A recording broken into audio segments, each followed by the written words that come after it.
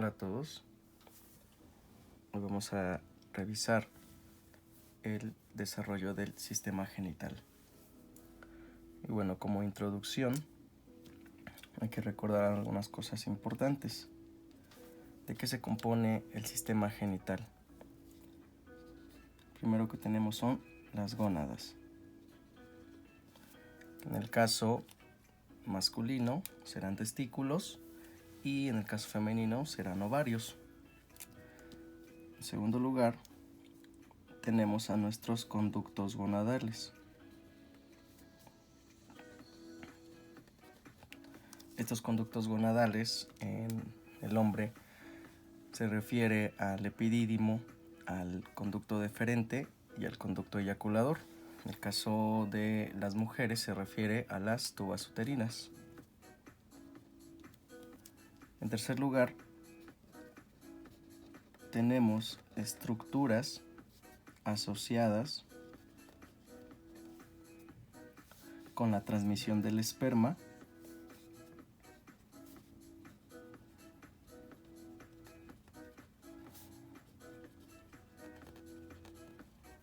En el caso de los hombres esto corresponde al pene y a la uretra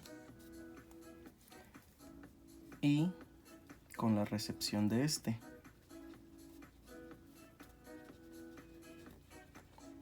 Que hace referencia a la vagina. Y por último, una estructura altamente especializada que es el útero, que va a servir como una estructura que va a albergar y nutrir al cigoto que se ha formado. Y recordando algunas cosas importantes también, hay 3 tipos de sexo.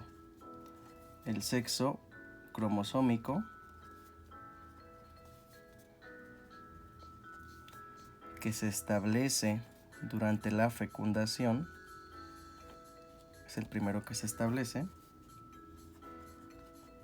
El sexo gonadal, que ya empieza a tener diferenciación hacia la 6ª semana. Y el sexo fenotípico,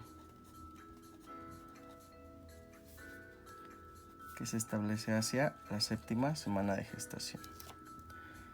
Entonces hay que recordar que en el desarrollo genital partimos de un estadio indiferenciado.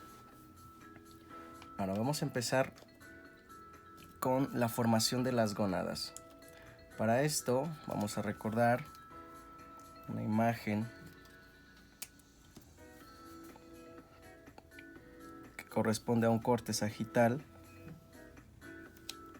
de un embrión trilaminar. Aquí tenemos el ectodermo con su amnios en la región dorsal. En la región caudal tenemos al endodermo con su saco vitelino. Y en este corte sagital apreciamos la notocorda. Aquí alrededor del mesodermo lateral esplácnico rodeando al saco vitelino. En la región caudal va a contribuir a formar el pedículo de fijación. Y en la región dorsal rodeando al ectodermo, el mesodermo lateral somático. Entonces, para la formación de la gónada vamos a necesitar la migración de las células que darán origen a los gametos masculinos y femeninos, que se les conoce como células germinales primordiales. Estas células germinales primordiales se originan en estadios tempranos desde el epiblasto y se van a observar en la pared del saco vitelino hacia la 3ª semana de gestación, es decir, cuando tenemos el estadio de embrión trilaminar. Entonces ya son las células germinales primordiales o también llamadas gonocitos. Entonces estas células germinales primordiales tienen que migrar hasta la zona del mesodermo intermedio y lo van a conseguir siguiendo el endodermo del saco vitelino hacia la región posterior, donde se formará más adelante el intestino. Entonces recordemos el intestino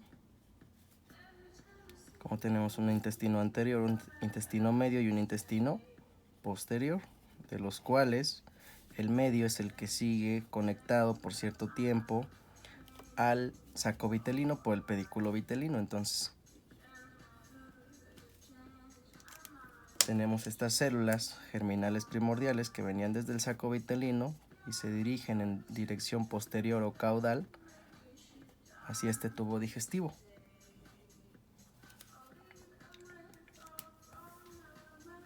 Entonces esto en un corte transversal, en un estadio un poco más adelantado después del plegamiento del embrión,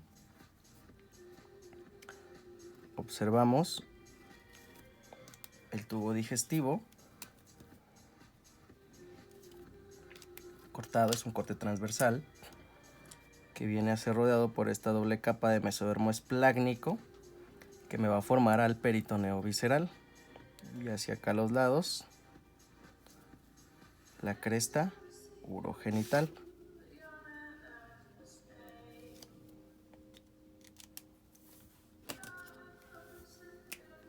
Entonces recordemos que esta estructura formada de doble capa de peritoneo es el mesenterio dorsal, que está fijando en este momento al tubo digestivo hacia la pared abdominal dorsal. Entonces las células germinales primordiales se encuentran aquí ya relacionadas con el tubo digestivo después de su migración, pero aún tienen que llegar hasta la cresta urogenital. ¿De qué manera lo van a conseguir? Pues van a migrar justo en dirección dorsal a través de este mesenterio dorsal. Recordemos que las células germinales primordiales, conforme van migrando, van aumentando su número por mitosis. Entonces, una vez que llegan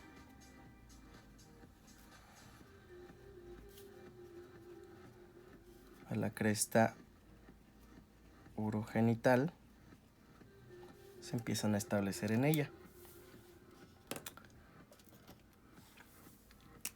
Y además vamos a observar un crecimiento de este mesodermo que está en contacto hacia la cavidad celómica, que en este caso es cavidad abdominal, y va a producir un epitelio que por su relación aquí con la cavidad celómica se le va a conocer como epitelio celómico. Este epitelio celómico, una vez que llegan las células germinales primordiales hasta la cresta urogenital, van a perder sus uniones celulares y se van a empezar a introducir en la cresta.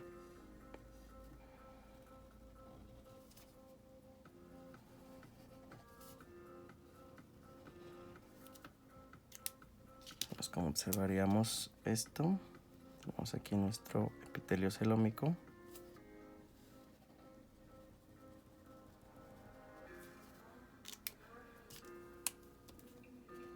Y entonces este epitelio celómico, al perder sus uniones celulares, va a empezar a relacionarse con las células germinales primordiales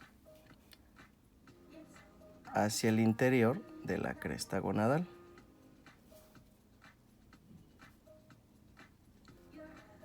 Ahí vemos la relación del epitelio celómico con las células germinales primordiales. Entonces la asociación del epitelio celómico con las células germinales primordiales me está formando estas estructuras conocidas como cordones sexuales primitivos. Entonces, como vemos, este es un estadio indiferenciado donde la gónada apenas se va a establecer como testículo o como ovario. ¿De qué va a depender esto? De algunas interacciones genéticas, como lo son las importantes, la presencia del cromosoma Y, que lleva en su brazo corto el gen SRY. Entonces esto se va a encontrar en un embrión en diferenciación masculina o con un sexo cromosómico ya determinado como masculino. Si esto fuera XX, un sexo cromosómico femenino, pues no encontraríamos SRY. Entonces la presencia de SRY en el epitelio celómico estimula la producción de otro factor conocido como SOX9.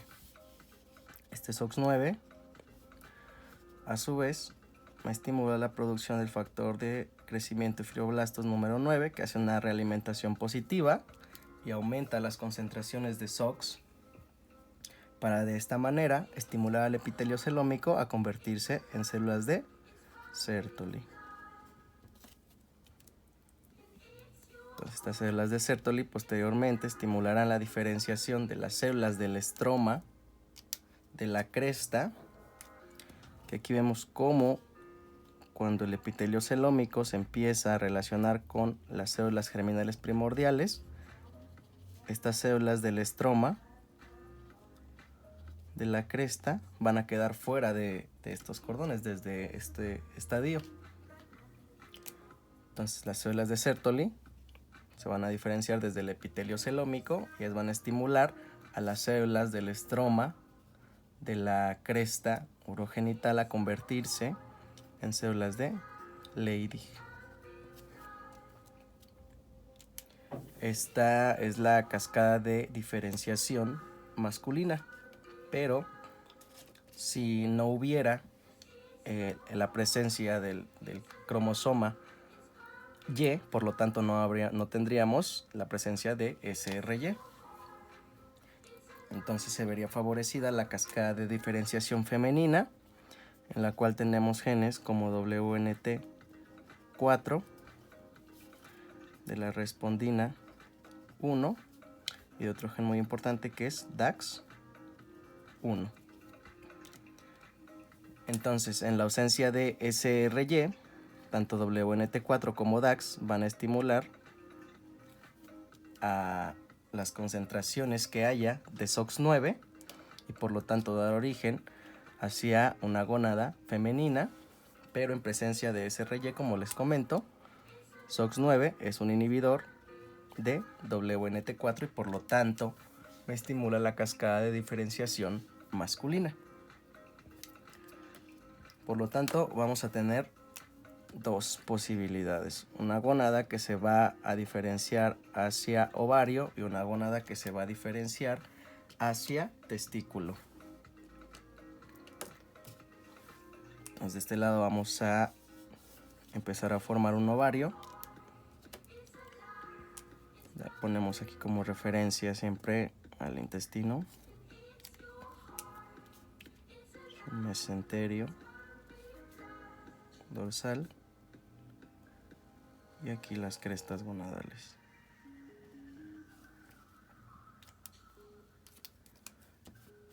De la misma manera, en el caso de la diferenciación testicular,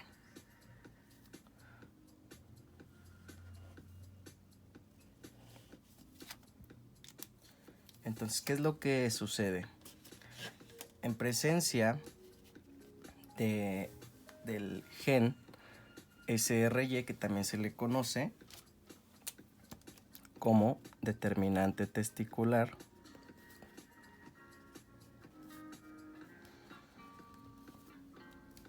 ¿sí? Estos cordones sexuales primitivos que se habían formado van a persistir y el epitelio celómico va a permanecer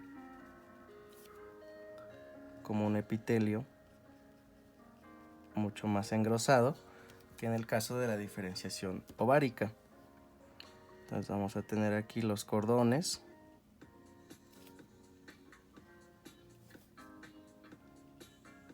sexuales primitivos, que entonces en presencia del determinante testicular van a dar origen a los cordones espermáticos. Recordemos que los cordones son unas estructuras celulares que no tienen una cavidad en el centro o una luz.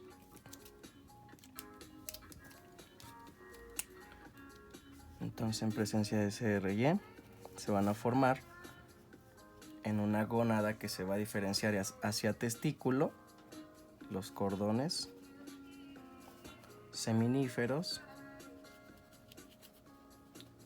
o espermáticos. Recordemos que las células del estroma de la cresta se encuentran fuera de estos cordones. Estas células son propias del mesodermo, entonces de la cresta urogenital. Por lo tanto, las células germinales primordiales en esta gónada que se está diferenciando hacia testículo me van a dar origen a espermatogonias.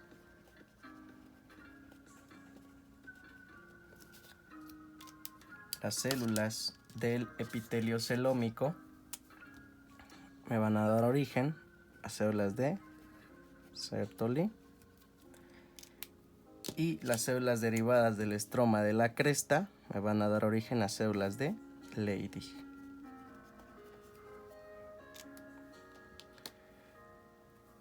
¿Qué sucede en el caso contrario, donde no tenemos la expresión de SRY? Por lo tanto, la cascada de diferenciación femenina, se va a establecer. La estructura de los cordones sexuales se va a disgregar, se van a disgregar estos cordones, pero las células pronto se van a organizar. Una vez que se disgregan, entonces las células germinales primordiales van a ser rodeadas por estas células del epitelio celómico, y de esta manera, en lugar de formar cordones, en la gónada que se va a diferenciar hacia ovario van a formar folículos.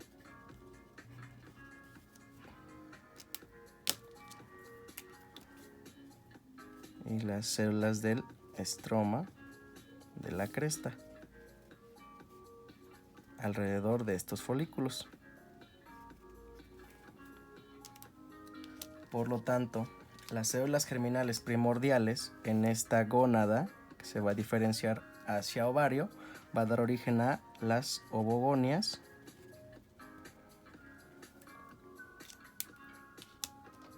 las células del epitelio celómico van a dar origen a células foliculares, y las células del estroma de la cresta urogenital van a dar origen a las células de la teca.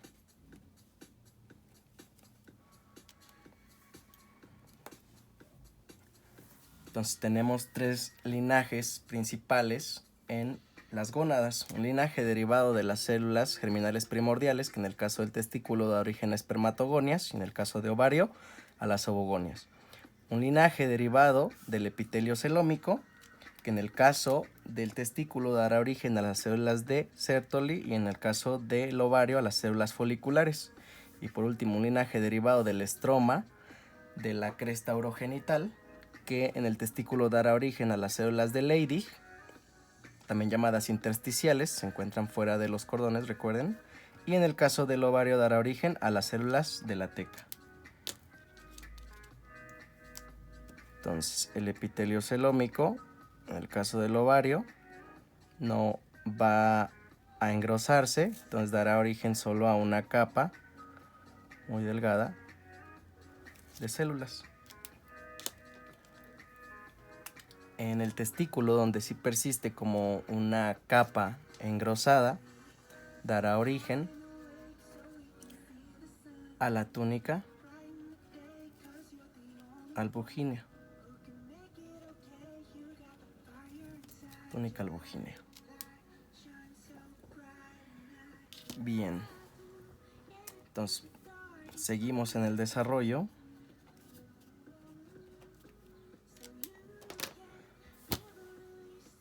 Observaríamos, recuerden que en el desarrollo del sistema urinario se desarrollan hacia finales de la cuarta semana los conductos mesonéfricos, que los observaríamos por acá. Entonces, en un inicio es cresta urogenital, que tenemos la presencia de la región que va a dar origen a la gónada y aparte parte del sistema urinario. Entonces aquí encontramos a los conductos mesonéfricos. Estos conductos mesonéfricos, recordemos que nos van a servir para formar, para dar origen a la yema ureteral, y de ahí que se va a relacionar con el blastema metanéfrico y dar origen a los riñones. Entonces vamos a avanzar. Tengo el intestino nuevamente. Tengo el peritoneo, formando aquí el mesenterio dorsal. Y veo el crecimiento de estas gónadas.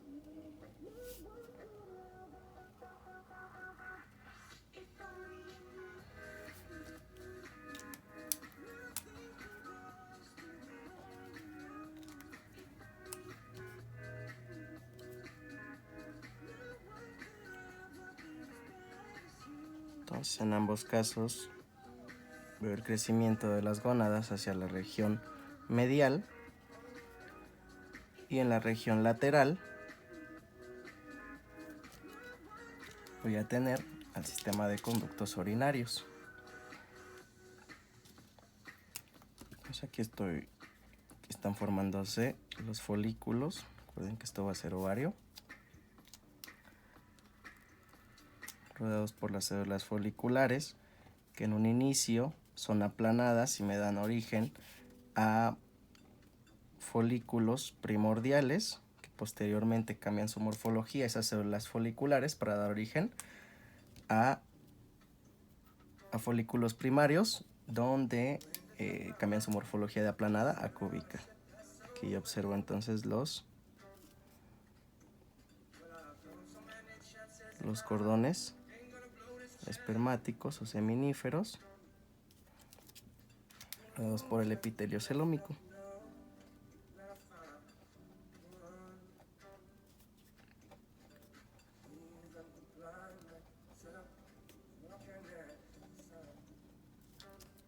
Entonces, algo importante,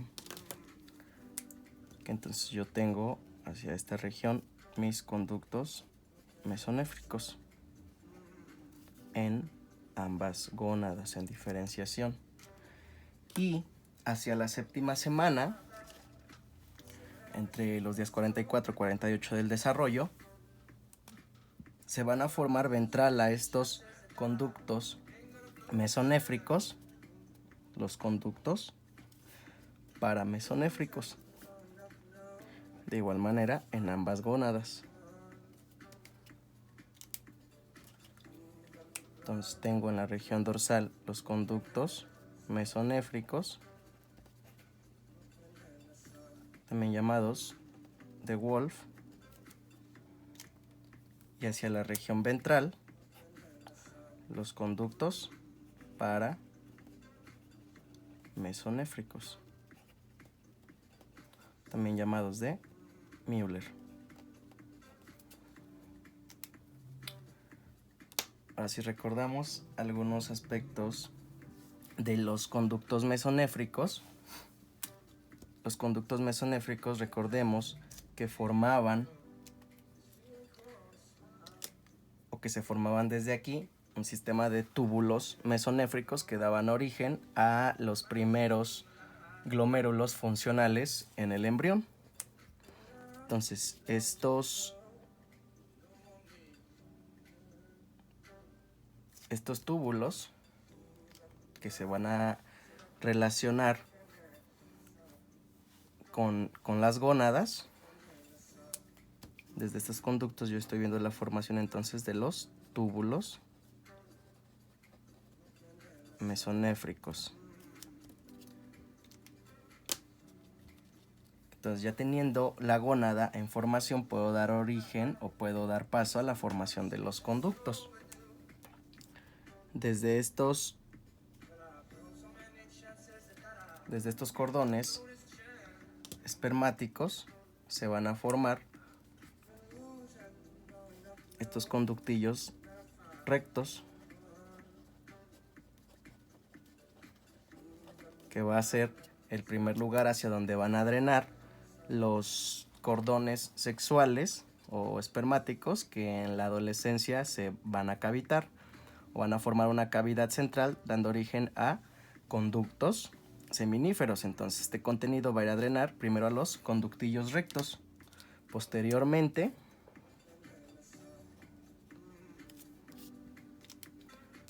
derivada de esta gónada, nuevamente tenemos a la red de testis o red testicular.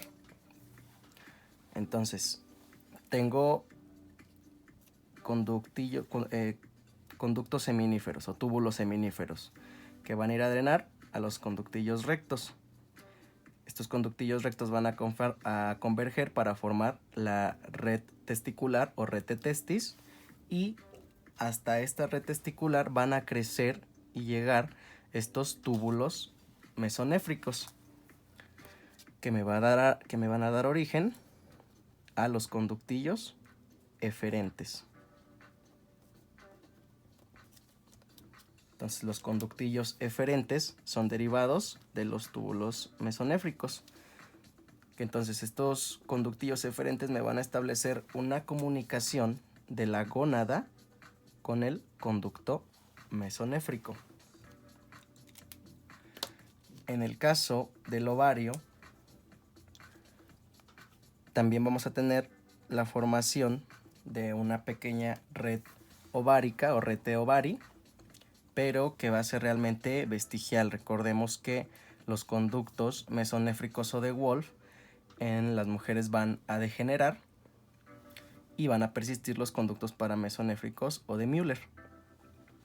Y en el caso del testículo va a ser lo contrario, los conductos paramesonéfricos van a degenerar y van a persistir los conductos mesonéfricos o de Wolff. Recordemos que entre las funciones de las células de Sertoli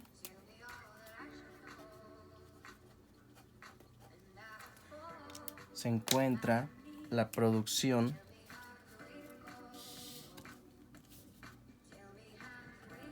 de un factor antimülleriano,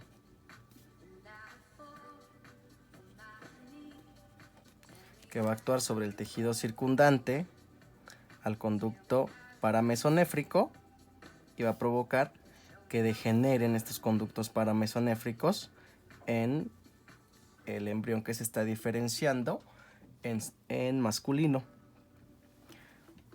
En el caso del ovario, pues no tenemos diferenciación de células de Sertoli, son células foliculares y por lo tanto no van a producir este factor antimülleriano. Además,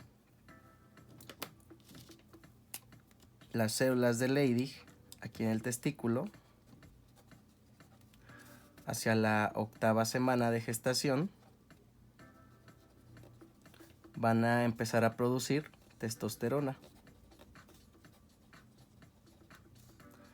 Esta testosterona me va a estimular que los conductos mesonéfricos o de Wolff persistan. En el caso del ovario, las células de la teca, que se van a encontrar por acá afuera, aún no van a empezar a producir testosterona y por lo tanto no va a haber un estímulo que mantenga a los conductos mesonéfricos y por lo tanto van a degenerar.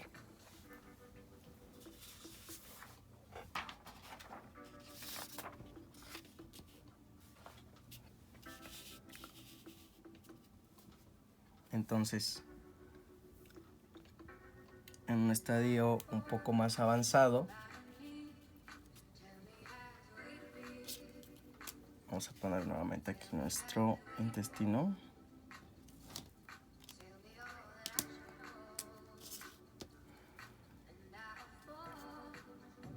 Su mesenterio.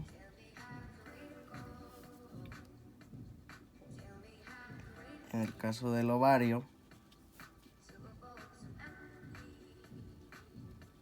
recordemos que los conductos paramesonéfricos se van a fusionar en la línea media.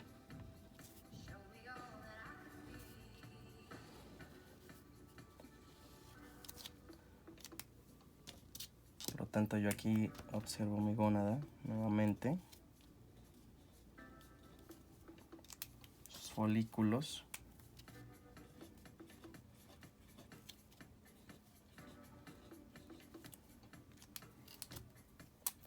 células de la teca,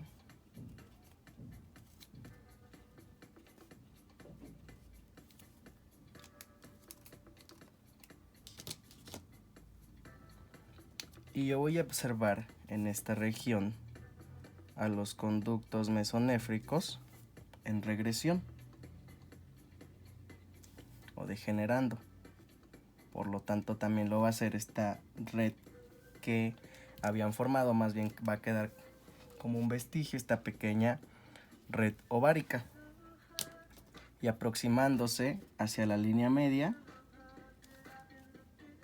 al par de conductos paramesonéfricos.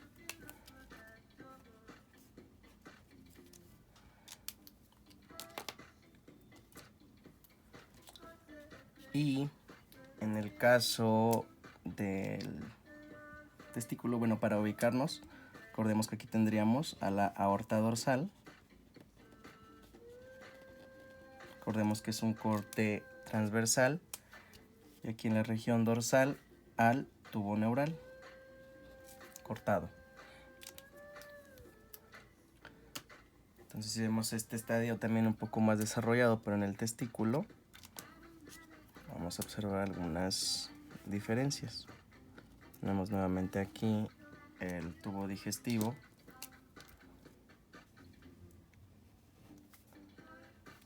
su mesenterio dorsal,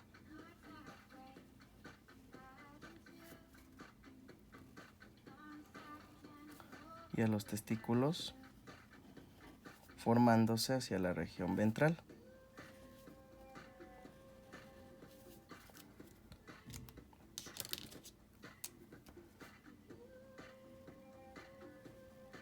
Aquí tengo los cordones espermáticos, túbulos rectos, red testicular o rete testis,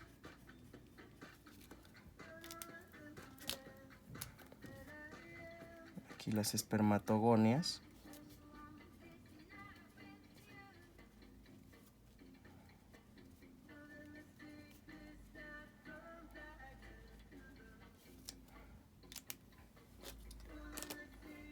ya está acá llegando.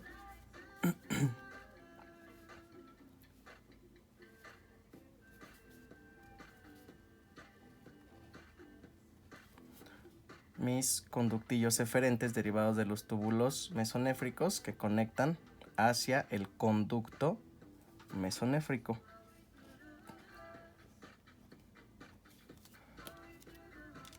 Entonces, en caso contrario, aquí en el testículo veríamos a los conductos paramesonéfricos en regresión.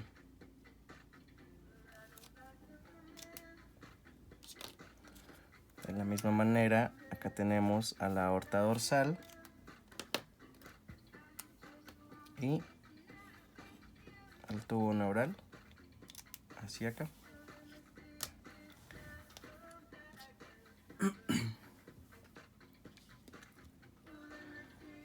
Bien, ahora si seguimos el desarrollo hasta completar la fusión de los conductos paramesonéfricos, Vamos a observar algo así.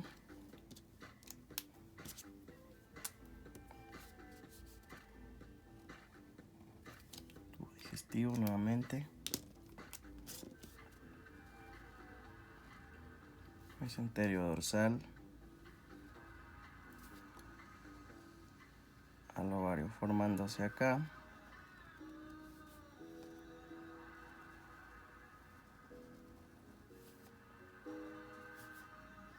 Aquí vemos la zona de fusión de los conductos paramesonéfricos.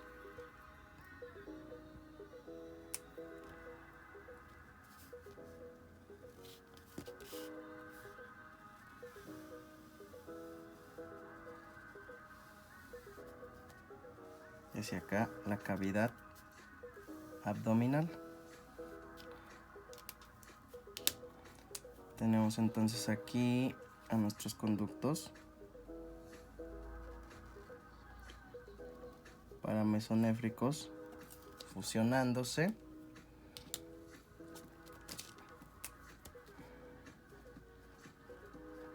Acá tenemos el desarrollo de los folículos en el ovario.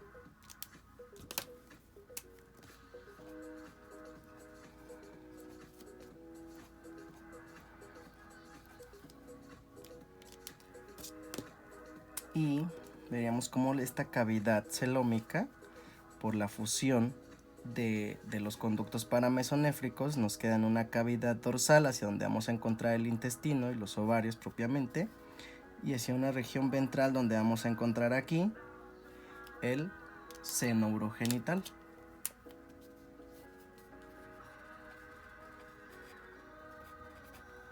Entonces aquí tenemos conductos paramesonéfricos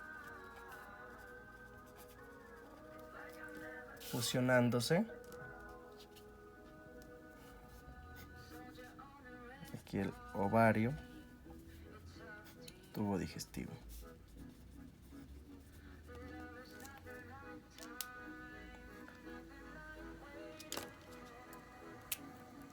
Aorta dorsal.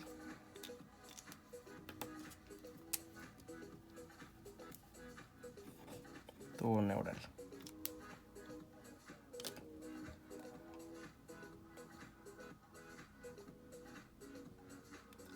En el caso del testículo, los conductos mesonéfricos no se van a unir en la línea media, por lo tanto, tendríamos algo muy similar a lo que tenemos en esta imagen. Entonces, la cavidad abdominal aquí no se va a encontrar dividida, ¿sí? Que los conductos paramesonéfricos en esta región están degenerando.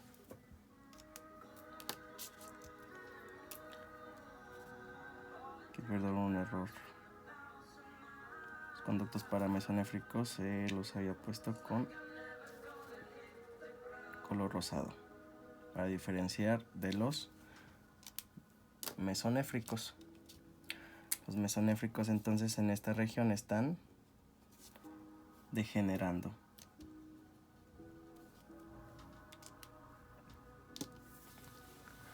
Bien, ahora vamos a hacer una vista ventral para observar la diferenciación del sistema de conductos paramesonéfricos y mesonéfricos.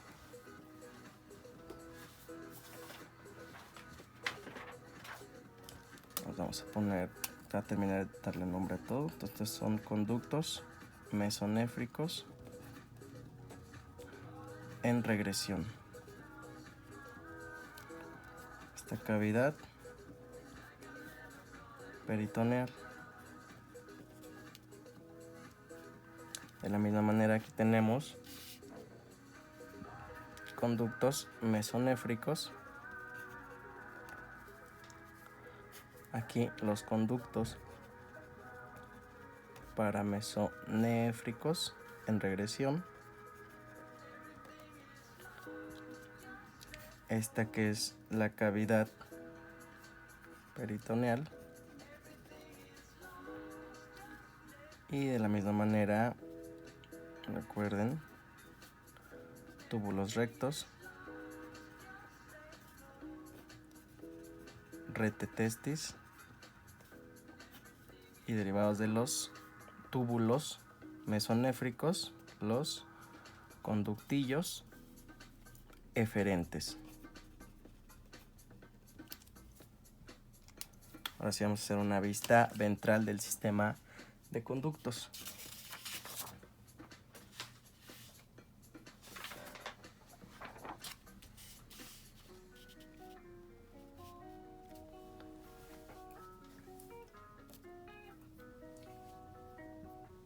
Entonces vamos a iniciar con la diferenciación de los conductos en el sistema reproductor masculino, para lo cual vamos a tener de este lado al seno urogenital.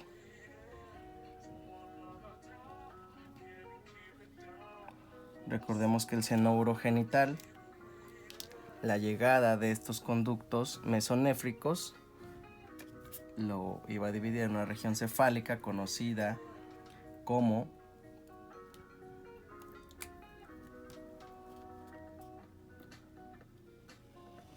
canal vésico-uretral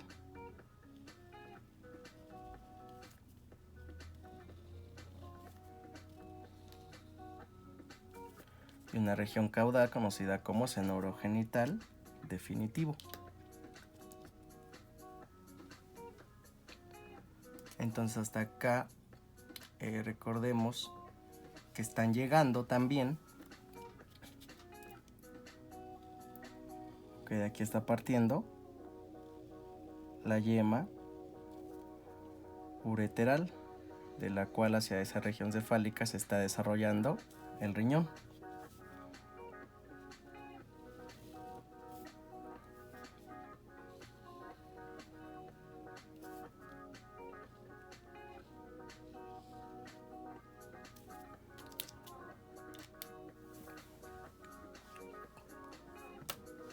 A las gónadas yo las encuentro hacia esta región y veo como estos conductos mesonéfricos están relacionando con ellas. Vemos aquí los túbulos mesonéfricos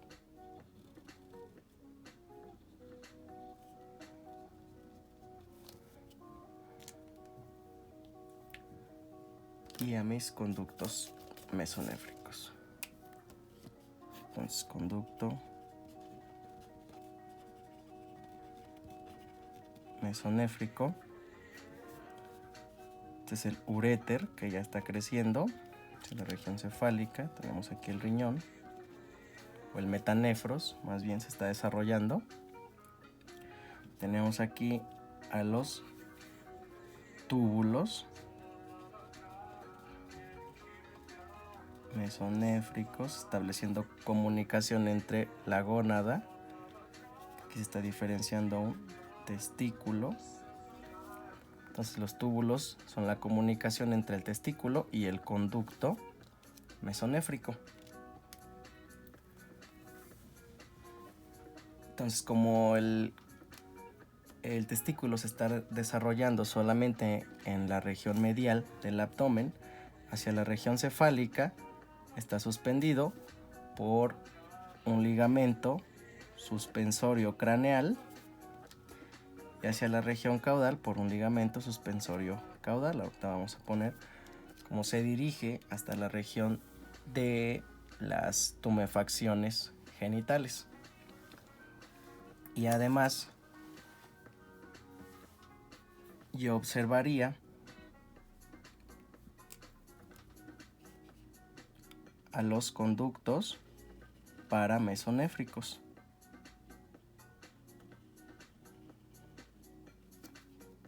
Cómo se dirigen hacia la región dorsal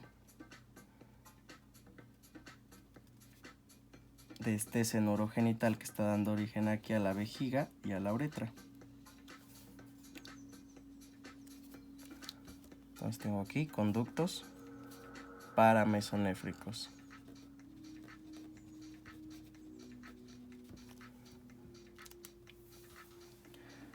Ahora, ¿qué va a pasar con este sistema de conductos?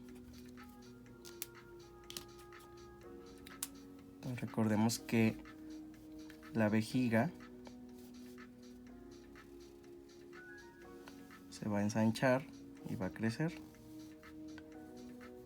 Y hacia esta región tenemos a la uretra. Si seguimos a los uréteres, creciendo hacia la región cefálica, los observaríamos aquí.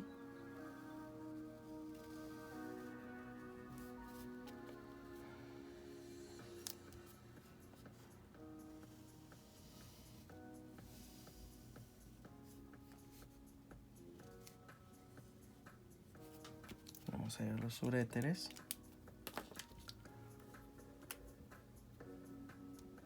Tengo nuevamente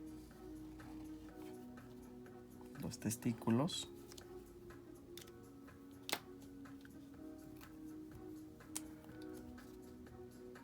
Su relación con los conductos mesonéfricos.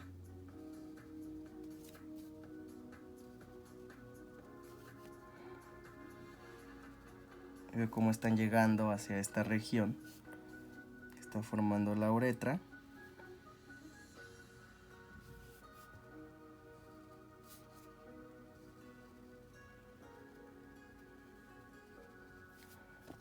Aquí tenemos a los túbulos mesonéfricos. Entonces, en este caso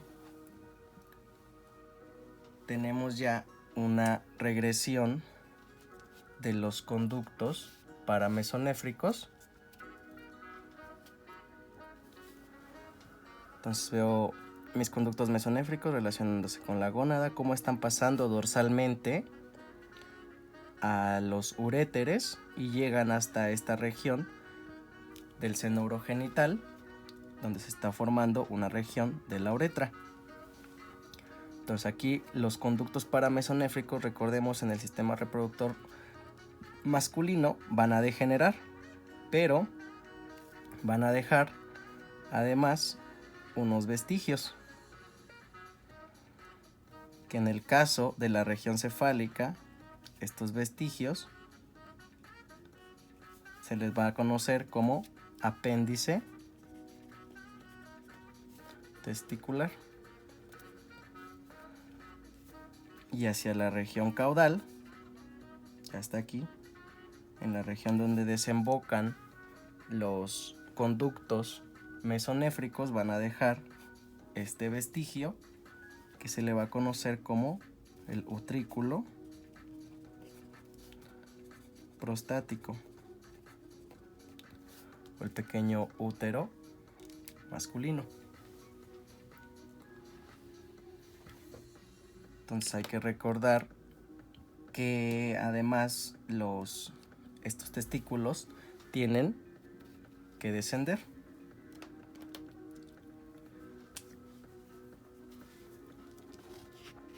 Y entonces, esta región cefálica de los conductos mesonéfricos me va a dar origen al epidídimo. Entonces recordemos que allá dentro de la gónada tenemos cordones seminíferos que van a drenar a los túbulos rectos, posteriormente llegan a la rete testis. Hasta esta rete testis llegan los túbulos mesonéfricos que van a dar origen a los conductillos eferentes. Ahora, ellos llegan hasta el conducto mesonéfrico, que entonces esta región proximal o cefálica me está dando origen al epidídimo. Más hacia la región caudal, este epidídimo se va a continuar con el conducto deferente. Y ya en la región casi donde está llegando el conducto mesonéfrico a desembocar en el seno urogenital, se va a producir esta dilatación desde el conducto mesonéfrico que me va a dar origen a la vesícula seminal. Y por lo tanto, esta última región donde tengo uniéndose al conducto deferente con la vesícula seminal, se le va a conocer como conducto eyaculador. Entonces todos ellos, epidídimo, conducto deferente, vesícula seminal y conducto eyaculador, van a ser derivados del conducto mesonéfrico. Ahora si recordamos, este conducto eyaculador es integrado a la próstata que aquí está en formación.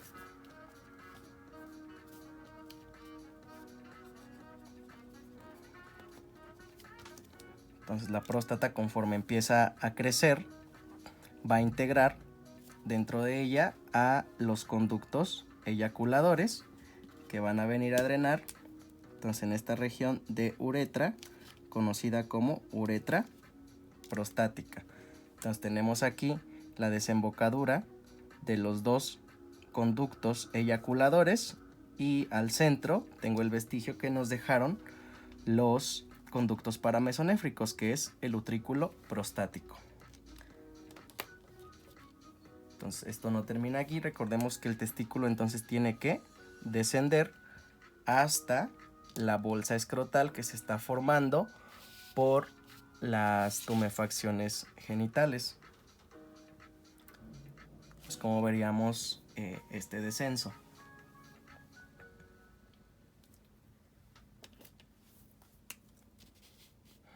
Vamos a poner nuevamente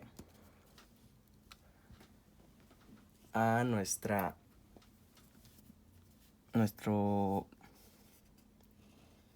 seno urogenital.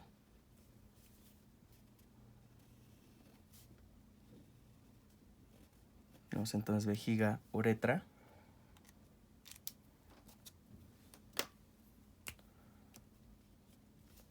Nuevamente tengo aquí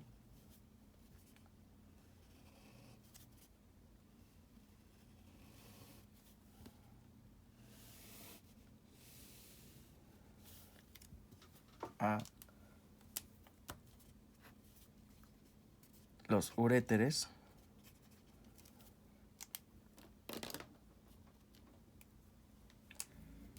Observo aquí mi conducto deferente.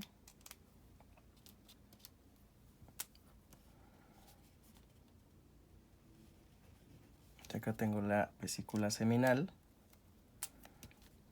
de ambos lados.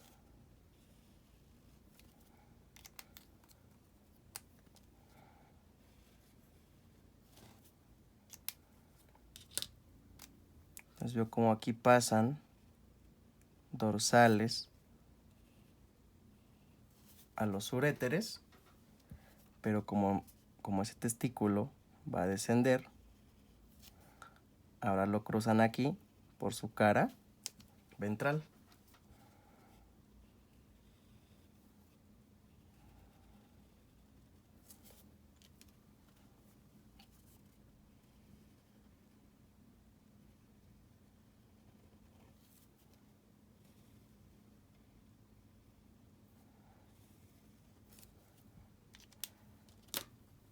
Entonces tengo aquí el testículo. Como ya empezó a descender.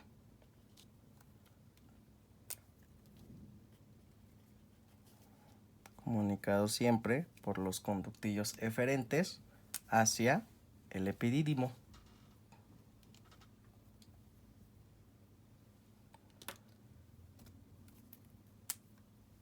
Entonces, si recordamos, la próstata se está desarrollando en esta región y de esta manera nos está dividiendo a la uretra en sus porciones. Una uretra preprostática, una uretra prostática, una uretra membranosa y por último una uretra peneana. Esta uretra entonces está alargando conforme se alarga el tubérculo genital.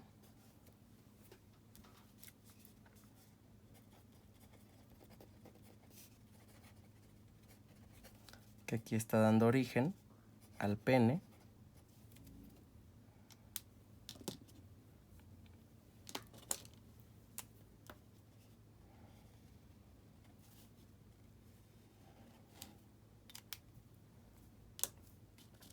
Entonces, lo que comentábamos hace rato, hay dos ligamentos suspensorios del testículo. Tenemos un ligamento suspensorio craneal y un ligamento suspensorio caudal, que también se le llama gubernaculum testis o gobernáculo simplemente del testículo. Entonces, el ligamento suspensorio craneal va a degenerar por influencia de la testosterona. Entonces, eso me va a permitir que el ligamento suspensorio caudal persista y se dirija hacia las tumefacciones genitales en desarrollo.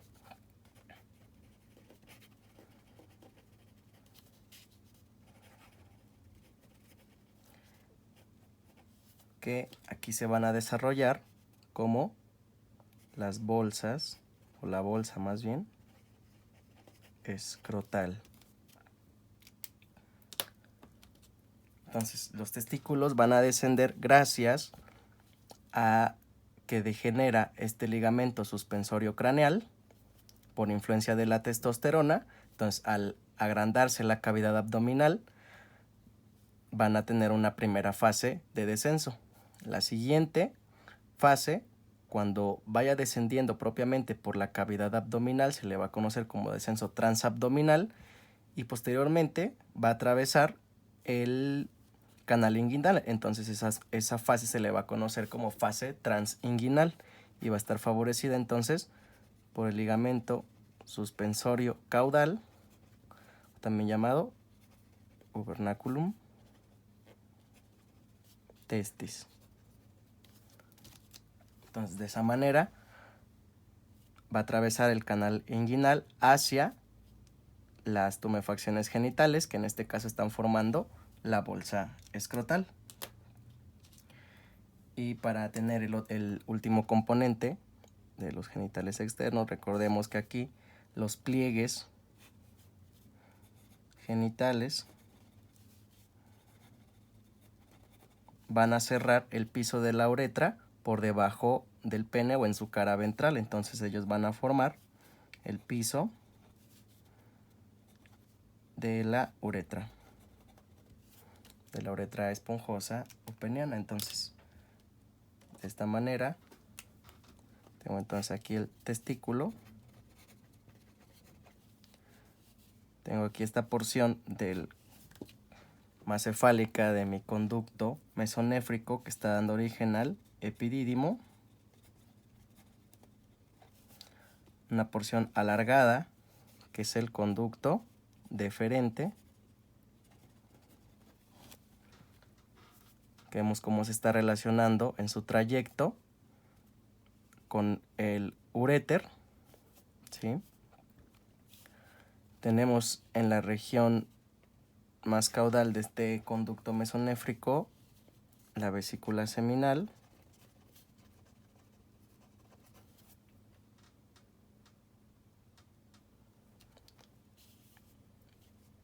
la porción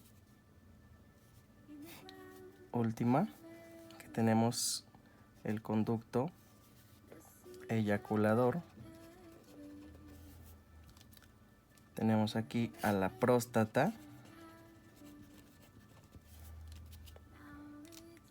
la vejiga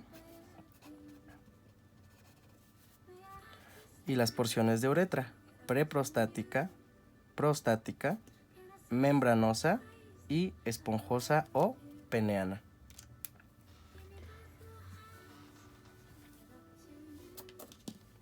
Entonces recordemos los vestigios de los conductos paramesonéfricos: apéndice testicular y utrículo prostático. Pues tenemos aquí ya diferenciados el sistema de conductos en el sistema reproductor masculino. Veamos ahora qué sucede en el sistema reproductor femenino.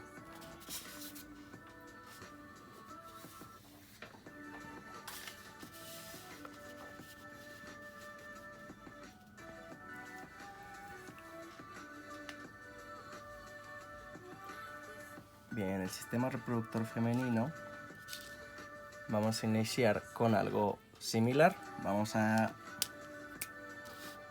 poner hacia esta región nuestro seno urogenital.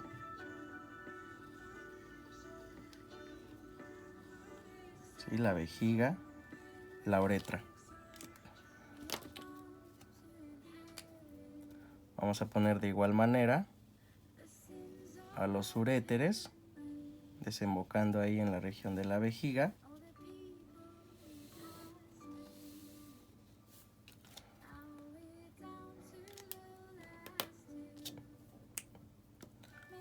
A la gónada, en este caso es el ovario.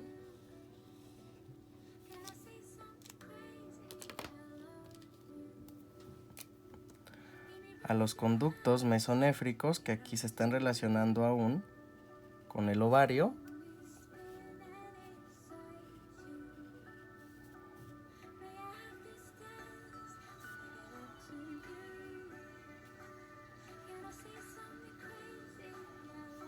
Formando ahí la vestigial red ovárica. Y los importantes en este caso, que van a ser los conductos paramesonéfricos.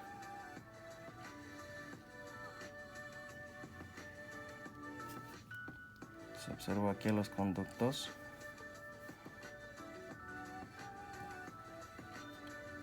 paramesonéfricos, también llegando hacia la cara dorsal del seno urogenital, donde se van a fusionar.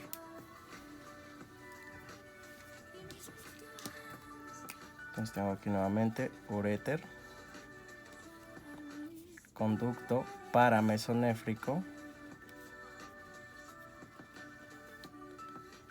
conducto mesonéfrico y aquí el ovario. El ovario, al igual que el testículo, también tiene dos ligamentos suspensorios, uno cefálico y uno caudal. Vamos a ver qué sucede con ellos.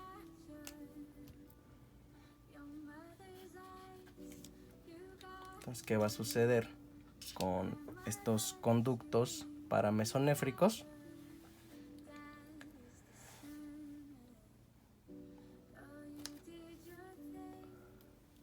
Ellos se van a dirigir hacia la línea media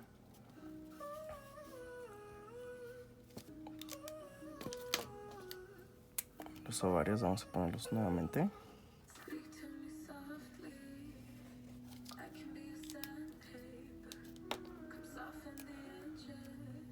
Ya los conductos paramesonéfricos, esta región. Entonces aquí estoy observando cómo los conductos paramesonéfricos están dirigiendo hacia la línea media, donde se van a fusionar.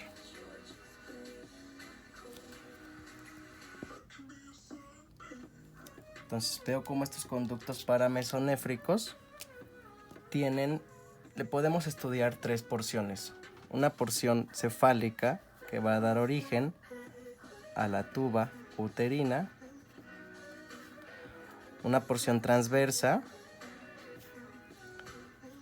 que aquí en el punto de fusión donde van a formar al útero. Y una porción caudal nuevamente, que va a dar origen a la mitad superior de la vagina. El punto de fusión de los conductos paramesonéfricos va a marcar el fondo uterino, que inicialmente está aceptado esta cavidad uterina por la fusión de los conductos, pero este septo posteriormente va a degenerar de manera normal. Entonces yo observo aquí el ligamento suspensorio cefálico, que va a persistir. Aquí no hay influencia de testosterona, entonces no va a degenerar el ligamento suspensorio craneal, entonces va a persistir como ligamento suspensorio del ovario. El ligamento suspensorio caudal se va a dirigir hacia el punto de unión de los conductos paramesonéfricos. Entonces, esta porción se le va a conocer como ligamento redondo del ovario. Y una vez que entra en contacto con este punto de unión de los conductos paramesonéfricos, donde tenemos aquí tuba uterina y aquí útero, se va a continuar hacia la región caudal como ligamento redondo del útero.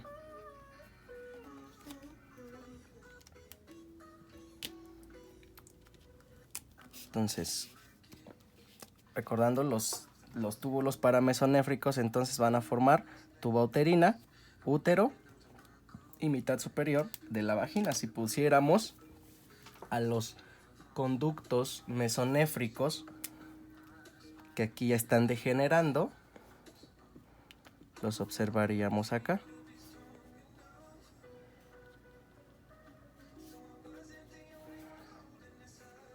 Estos conductos entonces mesonéfricos que están degenerando. Entonces, al igual que los conductos paramesonéfricos en el hombre, los conductos mesonéfricos en la mujer van a dejar también dos vestigios, uno cefálico y uno caudal. El cefálico se le va a conocer como epóforo, y uno más pequeño hacia esta región que va a ser el paraóforo. Y en la región caudal, estos conductos mesonéfricos van a dar origen al ligamento de Gardner.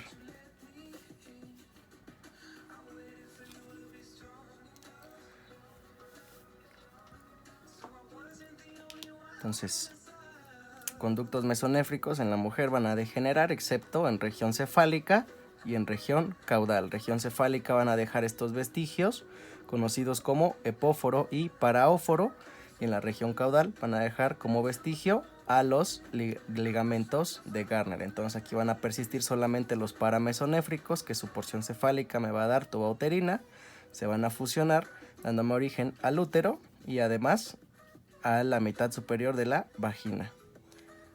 Ahora, como les había comentado, estos conductos paramesonéfricos van a llegar a fusionarse por detrás del seno urogenital.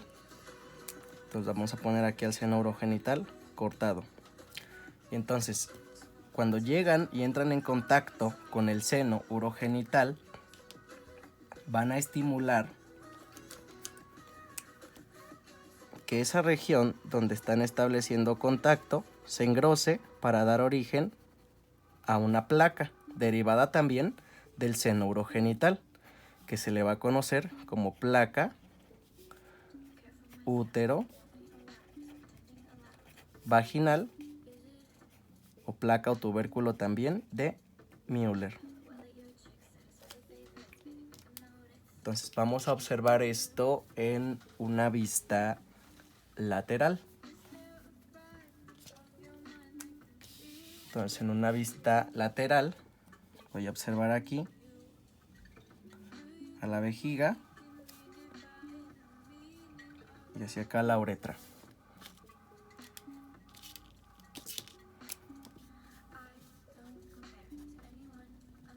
Vejiga, uretra. Recordemos que hacia la región cefálica tenemos este vestigio del alantoides, que es el uraco.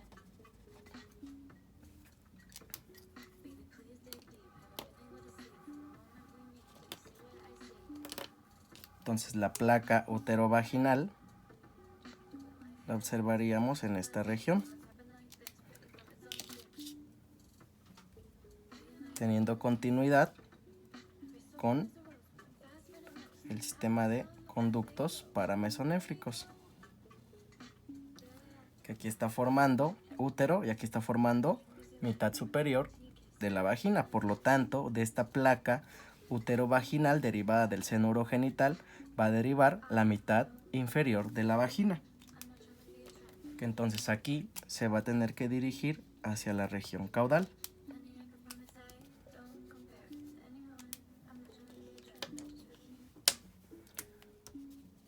Entonces tenemos nuevamente la vejiga, la uretra, y vemos el desplazamiento de la placa útero-vaginal, la mitad superior de la vagina, producto de la fusión de los conductos paramesonéfricos, y aquí tenemos al útero. Entonces, cuando termine de descender esa placa útero-vaginal, va a desembocar al exterior de manera independiente. Tenemos aquí nuevamente vejiga, uretra. Entonces, cuando se separe totalmente esta placa uterovaginal,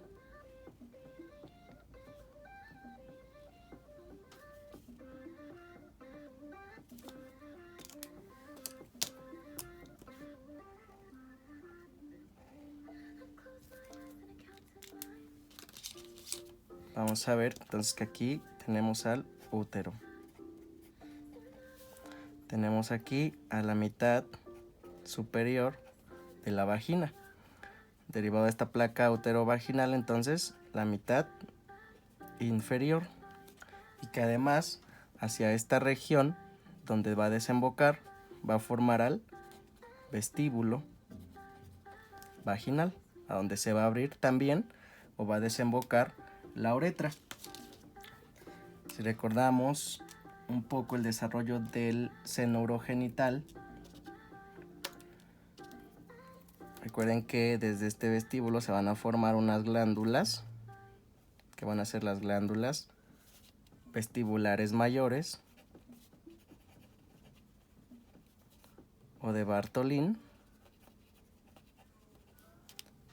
derivadas entonces también del seno urogenital, y a los lados de la uretra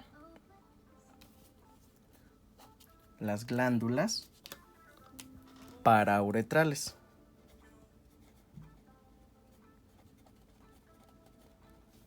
O de Skin.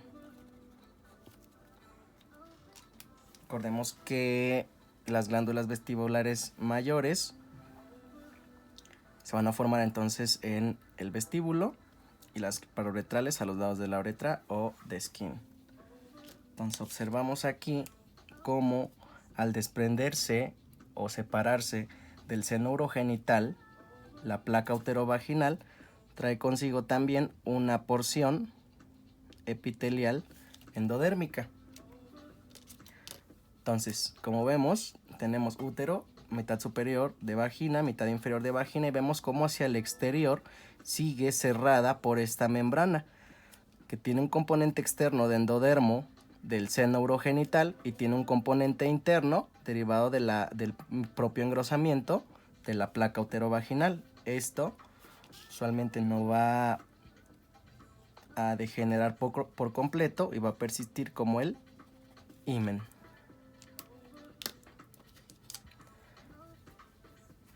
Entonces, esa región vestibular donde se encuentra el himen va a estar rodeado hacia el exterior por el derivado de los pliegues genitales, que en la mujer darán origen a los labios menores. Un poco más externo vamos a tener rodeado también a ese vestíbulo vaginal por el derivado de las tumefacciones genitales, que en este caso van a dar origen a los labios mayores.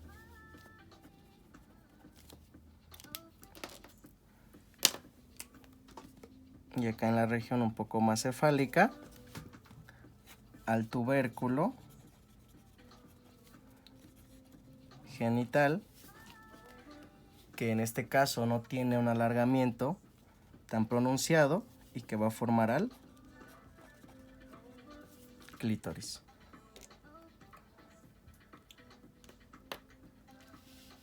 Y bueno, de esta manera concluimos el desarrollo del sistema genital.